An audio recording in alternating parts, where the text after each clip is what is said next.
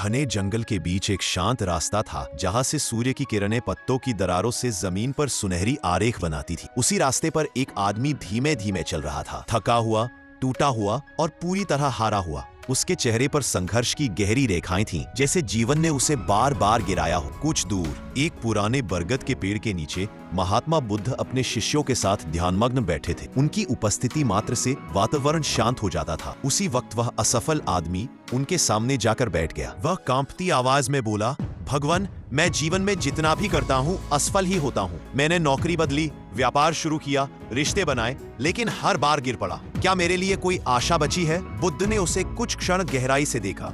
उन्होंने पास ही पड़ी एक छोटी सी मुट्ठी भर मिट्टी उठाई और बोले, ये मिट्टी देख रहे हो? आदमी ने सिर हिलाया। बुद्ध मुस्कुराए, यह मिट्टी तुम्हारी असफलताएं है। यह बुरी नहीं, बस भारी है। समस्या असफलता में नहीं, उसे उठाने के तरीके में है। फिर बुद्ध ने अपनी हथेली खोल, मिट्टी जमीन पर गिर गई। देखो, उन्होंने कहा, हथेली खुली हो तो मिट्टी गिर जाती है, मन खुला हो तो असफलताएं भी गिर जाती हैं, पर तुम अपनी असफलताओं को मुट्ठी में भींच कर रखते हो, इसीलिए वे भार बन गई है। आदमी की आंखों में आंसू आ गए। उसने धीमे से पूछा, तो मुझे क्या करना चाहिए प्रभु? बुद्ध ने पास बहती नदी की ओर इशारा किया। इस नदी को देखो, पानी कभी रुकता नहीं। अगर सामने पत्थर भी आए तो वह रुक कर पीछे नहीं हटता, रास्ता बदल लेता है। तुम्हें भी ऐसा ही बनना है। राह बदलो, दृष्टि बदलो, लेकिन चलना मत छोड़ो।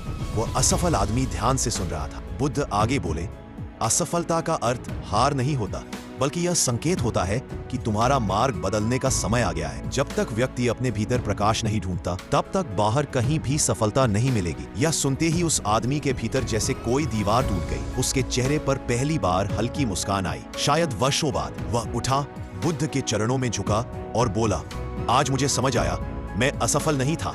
मैं तो उसी रास्ते पर अटका था जो मेरे लिए बना ही नहीं था। बुद्ध ने शांत स्वर में कहा, जाओ और अपने नए कदमों से अपनी नई दुनिया बनाओ। और उस आदमी ने धीरे धीरे आगे बढ़ना शुरू किया, लेकिन इस बार बिना डर के, बिना बोझ के, सिर्फ विश्वास के साथ।